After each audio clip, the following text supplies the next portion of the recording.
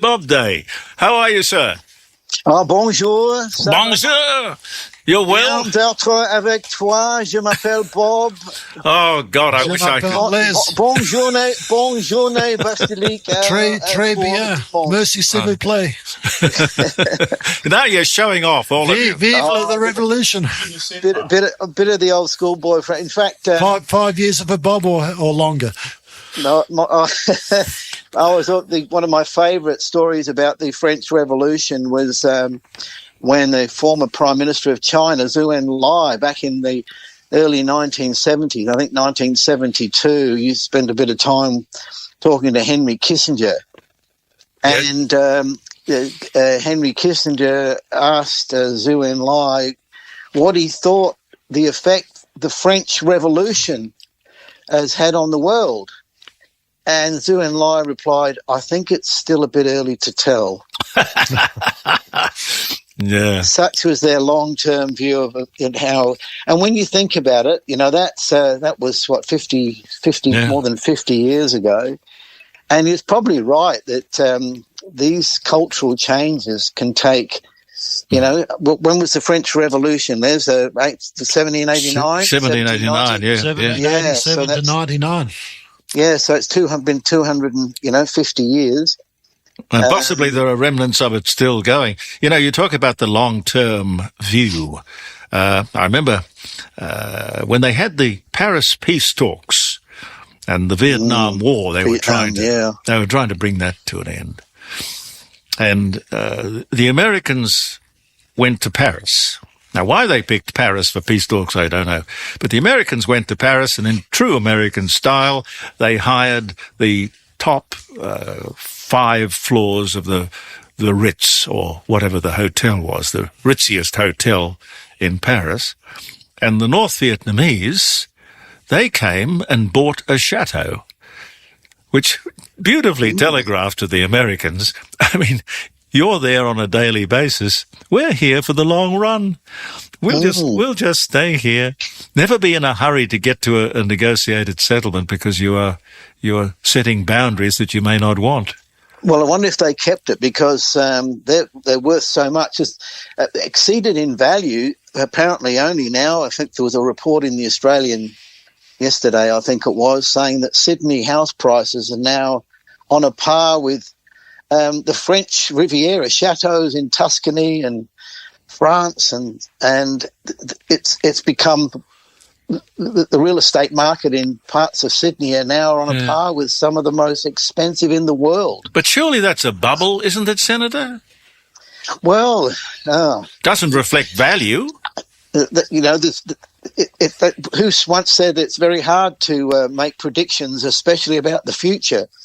And who knows where prices will go on those sorts of things. But just a quick comment about Windy Point. You mentioned, you know, we've all spent a fair bit of time up at Windy Point in our youthful days, and it's one of the very few places in the world where you can actually see the entire expanse of a city from one point.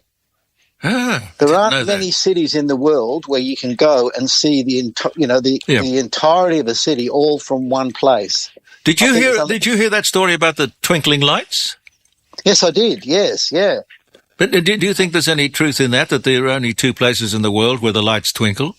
Yeah, I don't know that there were only 2 places, but of course it's all about refraction and so on. It's the old question that grandchildren ask, you know, children ask, why is the sky blue? Yes.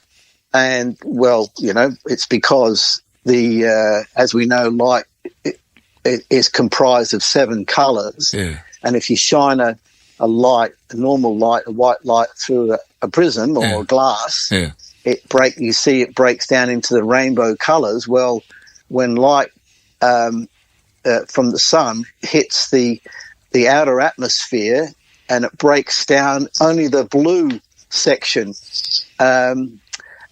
goes through or is visible. So that's why it's blue. Because it's got the sine curve, or whatever you'd like to call it, the nodes and the antinodes of the wave of light The wave, yes. The red end. So it's to do with the way the light breaks up in the atmosphere. But why Adelaide is different to other cities in that regard? No, you'd have to ask Ian Plimer that one. He's the font of all knowledge in all things scientific. Water vapour in the atmosphere contributes largely to the colour of the sky. Oh, yes. But surely the blue would be oxygen, wouldn't it? Oh, it's just a refraction. It's just the spectrum of light is just broken up into the 7 colours, and it's the blue bit that gets becomes visible. Senator, did you hear that at any one time, apparently we have between 100 and 140,000, 100,000 to 140,000 homes in Australia that are empty, vacant. Nobody quite knows why or who owns them. I find that hard to believe as well. That would be doing something to drive up the prices and cut down the availability, wouldn't it? Well, of course, for every action there's an equal and opposite reaction, and when the balance of tipped one way favourably, say in favour of a tenant rather than a landlord, and a landlord just thinks, well, I'm not going to bother, and there's more to be gained by from capital gain or investing in property rather than renting it out. They think, we all know, we've all heard horror stories from friends and family members who've bought an investment property to rent it out, and then either the tenant can wreck the place or you can't get them out or whatever. Whereas they say it's much better just to leave it empty and just keep it maintained, and then they're going up by $100,000 every couple of years anyway. So you're picking up $1,000 a week in capital gain. Just look at the prices over the last. We see it in the Advertiser all the time. They show graphs of price rises of some suburbs. They're rising by more than $50,000 a year. I mean, that's better than rent. Bob, it's not unrealistic for anyone who's put their hard-earned money into an investment, whether it be shares, real estate, you name it. You want that investment protected and safeguarded. And we can see how government, which tampers with investment opportunities and regulation, like Paul Keating when he wanted to abolish negative gearing, the impacts of those sort of policies make a huge difference. And I know people who've got investment properties now and who want to actually get out of them in a hurry because the new Malinowskis rules regarding the lowering of the bond, allowing pets to come in and soil the carpet and damage the property. And it's easy for the Premier to say, but it's up to the tenant to steam clean the carpets before they leave. Hello? Does he not realise it's more than just steam clean the carpets? He's defying human nature and the natural buying and selling relationship between people. Once you start to interfere with that and start to advertise, it's like Consumer Affairs and these others. You start advertising, do you think you've been ripped off or has this happened to you? Come and see us and we'll go and beat the business owner with a stick or the landlord with a stick for you.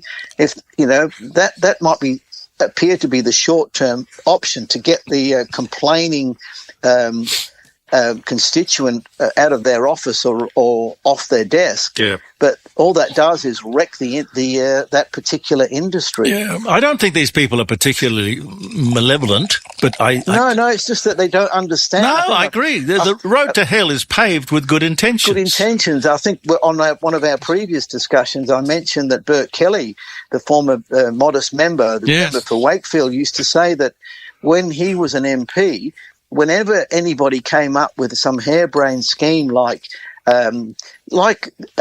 changing tenancy laws and so on, someone in the party room would put their hand up and say, hang on a minute, let me tell you what would happen. We used to have rental properties and this is what will happen.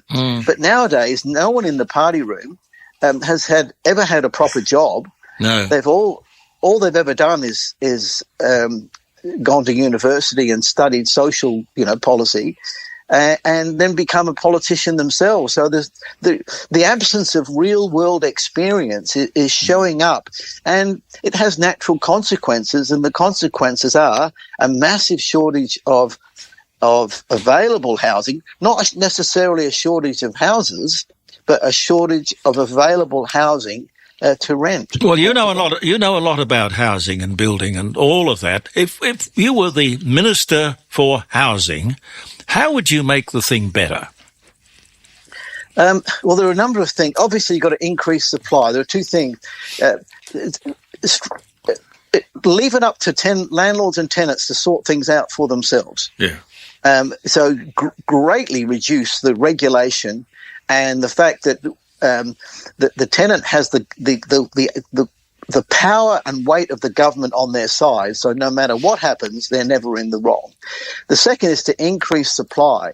Now, of course, building houses is basically labour and materials, but providing the land on which to build the house. This is something I've been banging on about now for more than 20 years, saying that you have to make land available. Now, there's flat land all the way virtually from Elizabeth to Balaclava, Port Wakefield. It's all dead flat. It's not particularly good farmland. You could build another city the size of Adelaide and all its suburbs with another 2 million people in that space if you wanted to. I mean, obviously, that would never happen. But you're not chewing up, good farmland or, good food growing areas or anything like that, or concreting over the Barossa Valley or anything like that. But just by deregulating and saying, look, any farmland, any land that's farmland between Adelaide and Port Wakefield can be used for housing. So just immediate rezoning. But what about infrastructure? You'd have to spend an awful lot of money to get... Again, leave the infrastructure to the infrastructure providers. Oh. Because at the moment, they've hived off the infrastructure provision, which is SA Water. Now it's, it's controlled basically by the government. So there's never been a problem. When you look at the cost of building a house over the last 50 years compared to the cost of building a block of land. A house has got 2,000 work items in it. Building a block of land has only got about 10. And yet the cost of housing has basically just kept pace with inflation. But because of all the restrictions on providing land, which is basically a town planning and environmental interference, you've got this massive increases in land. Land itself is not worth anything. That land between those millions and millions of acres of land between Adelaide, Elizabeth and Port Wakefield is only worth, $1,000 an acre. We're not short of it. I used to tell when I used to talk to my American friends about housing, and they'd say, "Why is housing so expensive?" And I say, "Well, it's because we've got a land shortage." And they say, "You got a land shortage in Australia?" They can't believe that. And I said, "Well, it's not so much that the land is short of land; it's just that the land hasn't been released." And they don't understand I said, released? Is it a wild animal that you can release it? It's caged? Or the concept of land and land release just didn't gel with them at all. I said, well, no. We have these urban growth boundaries where these town planners draw lines on a map and say, right, you can't build any houses past this dotted line that runs between Gawler and, Virginia or something. And land on this side of the dotted line is now worth $1 million an acre because we've drawn a line. And land on the other side of the dotted line is worth $1,000 an acre. Hey, Bob, can I just change the direction of the conversation? Sure. Mitcham Council, which I consider to be the gift that keeps on giving, they had a meeting on Tuesday night, which is their monthly meeting, and one of the councillors, Joanna Wells, put up a motion that Australia Day into the future shouldn't be celebrated on the day because of the cost to the council, long weekends and a whole range of reasons. So practically unanimously, two elected members weren't present at the meeting. They were two Conservative members, so that took out... it's a fait accompli that the motion would get up. But one abstained, basically saying that they want to consult with the community, and one said on a technicality said no. But the motion got up, and they've committed themselves and future councils into not having Australia Day celebrations on Australia Day. Well, yeah. Well, I think it's a very controversial subject, but I think what's your view on all this? Well, look, my father used to say there are always two reasons why people or councils do things. There's the reason they tell you, and then there's the real reason. Now, the reason that they're telling us is, because of cost, but the real reason is that they're part of this anti-Australia Day, with colonising. It's all the voice referendum all over again. Yeah. They haven't recovered from it, and they're still they're traumatised. They're regrouping. Of course they are. Yeah, they'll do it by other ways. They can't get their voice referendum up that way. So they'll do it some other way. But the community, they went out and they asked the Mitcham community about were they happy with Australia Day? Everybody, 72%, I think it was, wasn't it? 70%. Yes. 70% said yes, we're very happy. But the council went back and ran their own race. They decided they knew better. Oh, look, councils are they're a very strange animal. You mentioned Emily Perry earlier in the program. Hey, look, I knew Emily Perry. Emily Perry was a councillor at Tea Tree Gully Council, and far be it from me to criticise her, because she was a big supporter of mine. She was a very interesting character. She used to ring my show all the time. Yeah.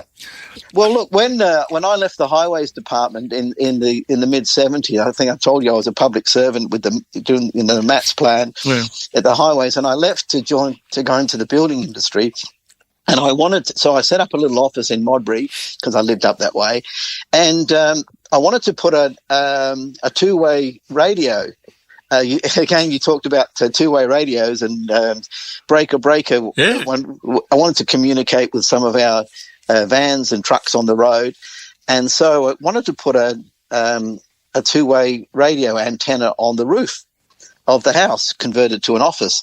And the town planner, as always, they always say no. But so I went to see the various elected members, because, as you know, with councils, the way it works is the expert officers, be they town planners or whatever, they make recommendations to the councillors, to the council, and the vote is always on the recommendation. They don't vote whether you can have an antenna or whether you can build a block of home units or whatever. They only vote on the recommendation of the officer.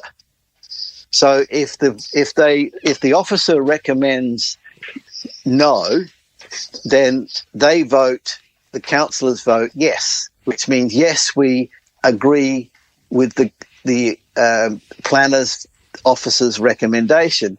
And the other way around, if the town planner recommends a yes, then of course they'll vote yes, we recommend the yes. So it's when they're voting yes to a no. Anyway, Emily Perry, I went to see her and I said, look, I'm starting out in business in the building industry, and we've got some plumbers, and we need to contact our workers by two-way radio. Well, she thought I was wonderful. She said, "Oh, look, young man, So we came up with a plan and about how to persuade, and she recommended I go to see a few other Tea Tree Gully councillors, Bill Brassington and Gordon Galash, and some of these others, Graham Denholm. Many of them are dead now, it went to the council, and she put in a really good word for me to the other, because, well, look, I've examined this, and I think the recommendation should be no. We should not go along with what the council staff have said. They've recommended no to the aerial, the antenna, but I think we should go ahead. Anyway, I lost the case. We got outnumbered, but good old Emily Perry, I think she poisoned, 3 husbands? Two of them died. She was on a roll. Jeremy's employed a taste tester this morning, by the way, I might add.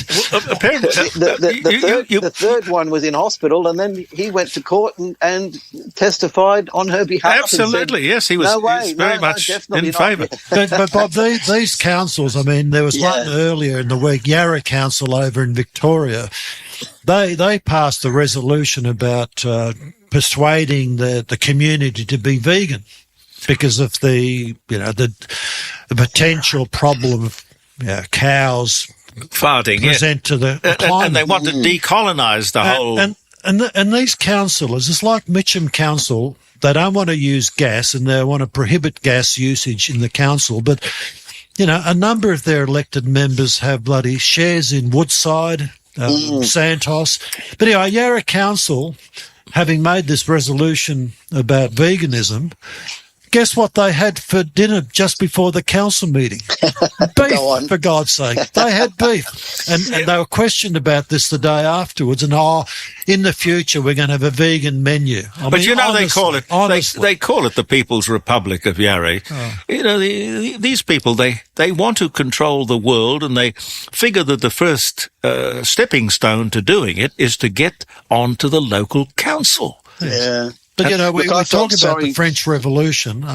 You look at what the farmers are having to put up with in France, and they've had their revolution and still going through it. The world media isn't really publicising it, but the French farmers have really been up in arms. They've taken their trucks and vans into Paris Central and dumped manure and all sorts of things.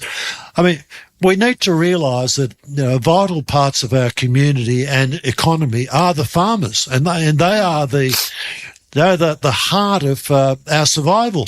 These people. And Bob, I don't know if you read any of that early American history where they would have these land rushes, where they were just very keen to get people out of the cities. Crowded, difficult, a lot of disease, a lot of problems. And people would gather in covered wagons. And at the sound of the gun, they would all run. Just literally hundreds and hundreds of these covered wagons all heading west. And whatever the land was that you could peg out, you owned. It became yours, yes. It was yours. What a great idea. We've got a big country. We could have a land rush like that. It's happening amongst the Indigenous. Yeah, the South Australian Riverland was settled on soldier settlers. Yeah. And basically they were allocated fruit blocks and so on. They did very, very well. But talking about councils, I was listening to your discussion with the Alice Springs mayor. I mean, I've been to Alice Springs many, many, many times. In fact, I used to travel up there before I was a senator. I knew Tony Abbott pretty well, even before he was an MP. And we'd go up there and just to get a lay of the land and find out, just try and get an understanding of how the Central Australia and the problems, and this was in the 1990s, just to try to understand why it was happening. It was nowhere near as bad then as it is now. But I remember we went to various communities, and two places in particular, and you'll like this. The first place we went to was a place called Wallace Rockhole, and it was run by I can't remember the guy's name, but it won the Tidy Town competition for Northern Territory, and it was absolutely brilliant. It was tidy. They had an arts and crafts centre. There was no petrol station, but they ran it really strictly. There was no alcohol and all sorts of things.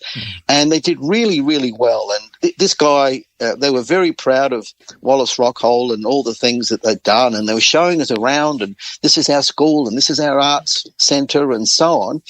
And then after there, we went to Hermannsburg.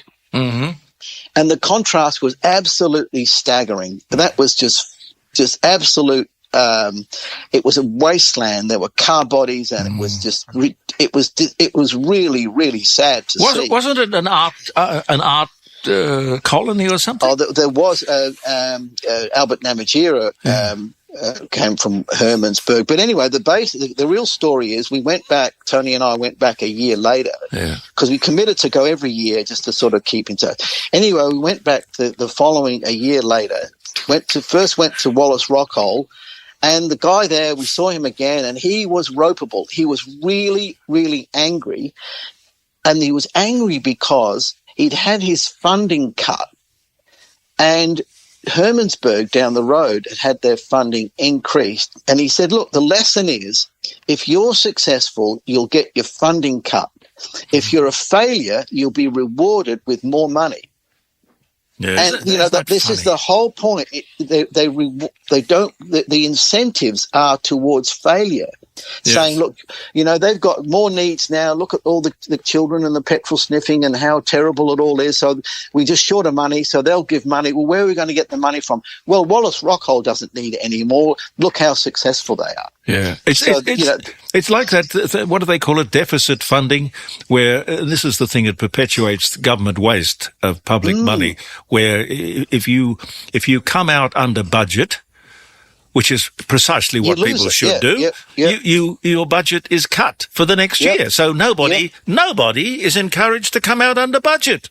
That's what happened when I was at the Highways Department. Yeah. Every May or June, they'd come around saying, do you need a new spectrophotometer or do you need a new compression machine? I said, well, why? Well, we've got to fill our budget. Otherwise, they'll say you don't need it. And our funding will be cut the following year. What a mess. Absolutely. Senator, as always, thank you very much. Will you come back not next week, 2 weeks from now? I would love to. I would love to have you. Okay. Vive la Révolution. Vive la France. Vive la France. Bonjour, bonjour, en dimanche. À bientôt.